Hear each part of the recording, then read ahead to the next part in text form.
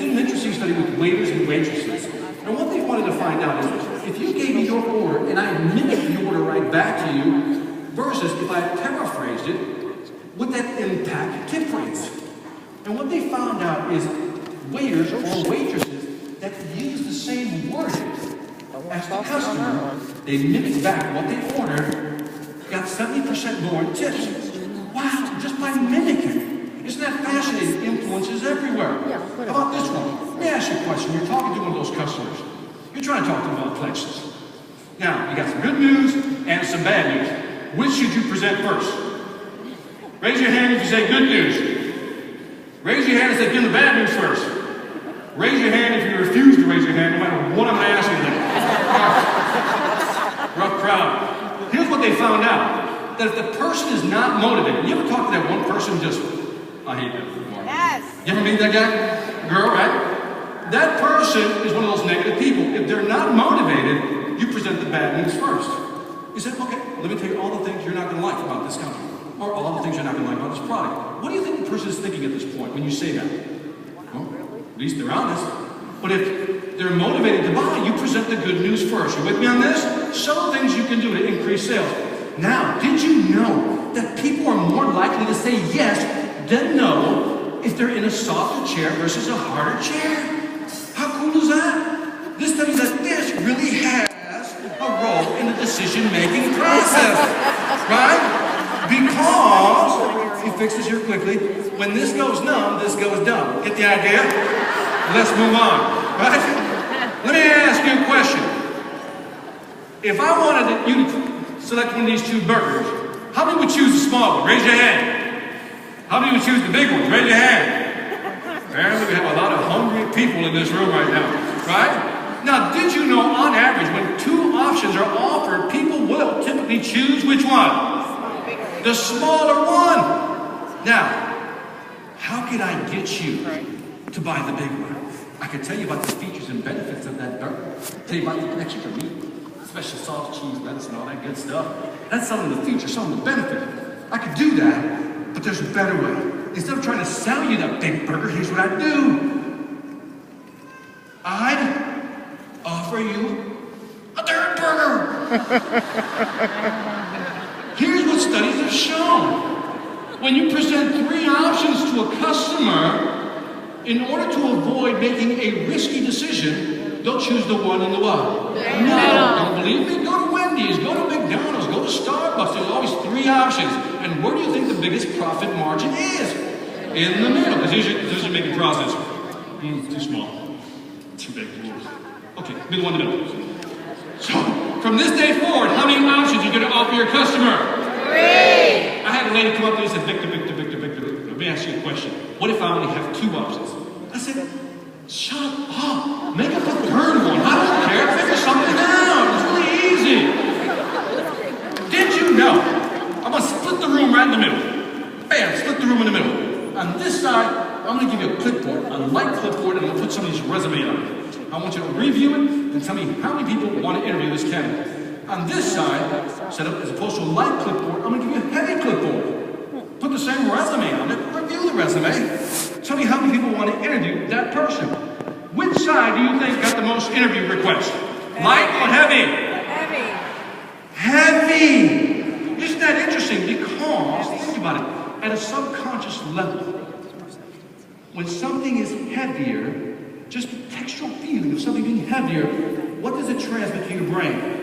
Heavy equals what? Better. Quality. You ever do that? You ever grab something just go like this? For no reason at all? Like if you're going to, really understand it by just weighing it. But if it's too light, what does your brain say? Immediately says cheap. Now this is important because sometimes when you're talking to a customer, you should have samples with you. And the first thing you should do is what? At a given point, hand them a sample because just touching the package, just holding it, really impacts the decision-making process.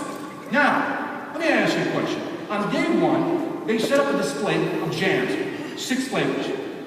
On day 2, they set one up with 30 flavors. Which do you think sold more? 6 or 30? 6. One more time? 6. Man, this is a smart audience. Absolutely. Now, here's the numbers. Results were 24%, they would offer 24 flavors, only 3% bought, but they would only offer 6 flavors, 30% bought. Why? You know the answer. A confused mind will never make a decision.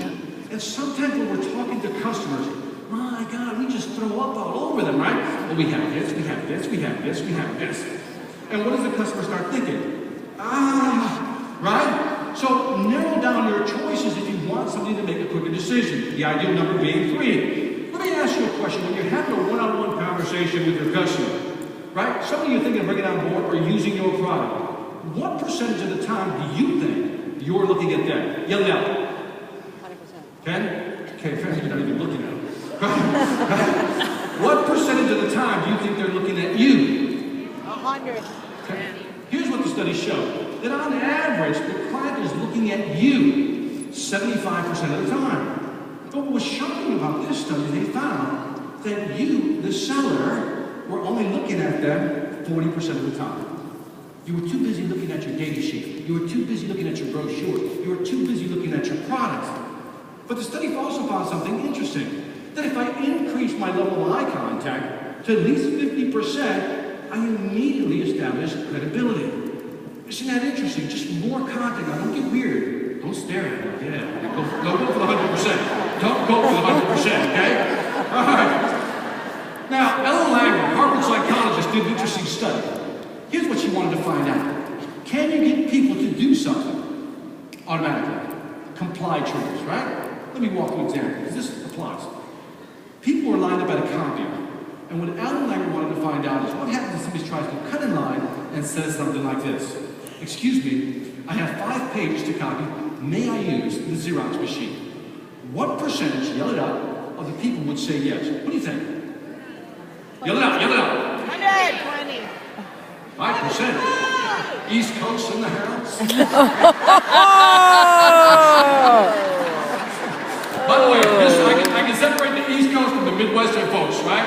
Minnesotan folks are like, yeah, sure, that's an aggressive, go ahead. Right? Some of you will not get that. But anyways, what he found out is that 60% said yes, go ahead, cut in front. So Ellen Langer said, wait a minute. I wonder if we can increase that number. I wonder if we can do that. So here's what she says. Let's insert a reason. Because I'm in a rush. Let's insert the reason because I'm in a rush. Does the number go up or down? Down! Man, you're so wrong. 94% said yes. Wow. 94% said yes by inserting a reason because I'm in a rush. But then Ellen Langer wanted to test one more thing.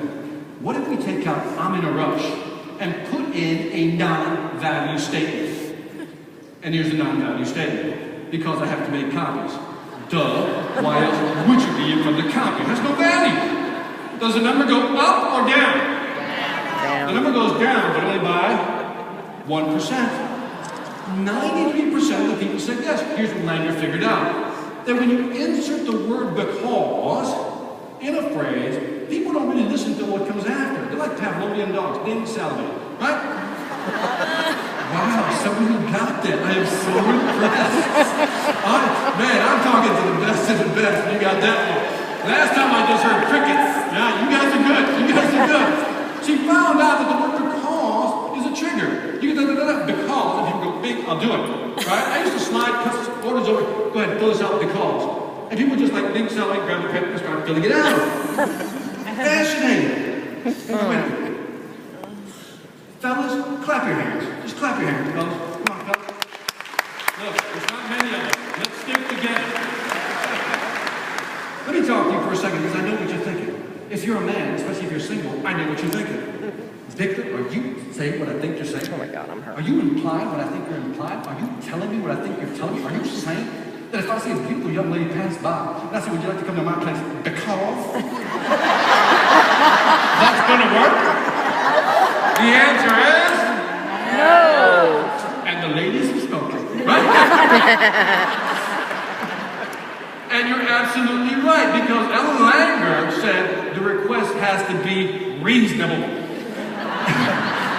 And here's how she tested that. She asked people instead of 5 pages, 20 pages, and look how the numbers go down, right? So simply inserting the word because is a trigger. Try this when you're talking to a customer. Fill this out or do this because, and you'll be amazed at how people just begin to do something. Interesting fact. Now, let me talk about why people don't buy. Let me just go through this. This is my acronym, Mount Nut. It's a visual so you won't forget it. Right? There's 5 reasons customers don't buy. No money, no time, no need, no urgency, no trust. Right? Money, time, need, urgency, trust. Everything falls into those categories. Listen carefully. It's never about the money. Listen to what I just said. It's never about the money. You could argue with me that maybe 5 or 10% of the people simply don't have the money. And I'm with you on that. But in the majority of cases, it's never about price. Too often, the first thing we do is we discount our products because we think that will help us sell. But as soon as you discount your product, what signal do you send the customer? Yeah, it's the worst signal. You actually validate their actual fears. It's never about the money. Study after study has shown it's never about price.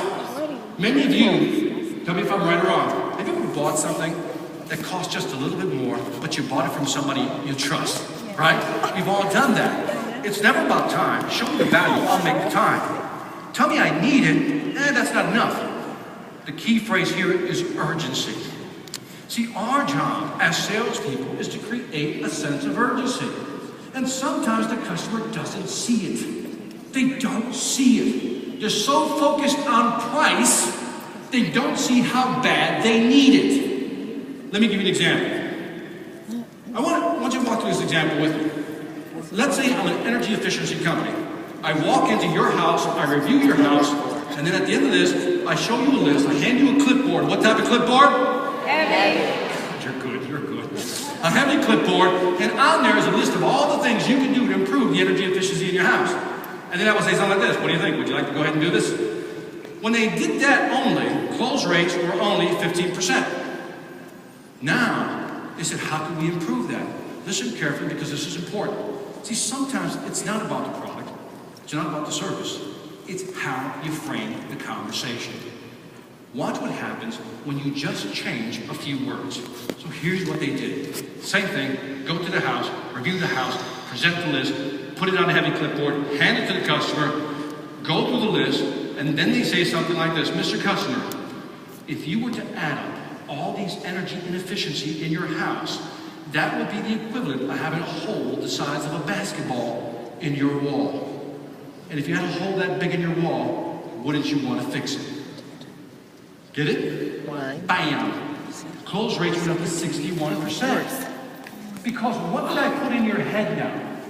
What visual did I put in your head? What did you see going through that hole? Money. Oh my God. Money, right? And all of a sudden, it's how I position it. It's not about price, it's how you position your product. Using visuals, did you know you're 43% more likely to sell?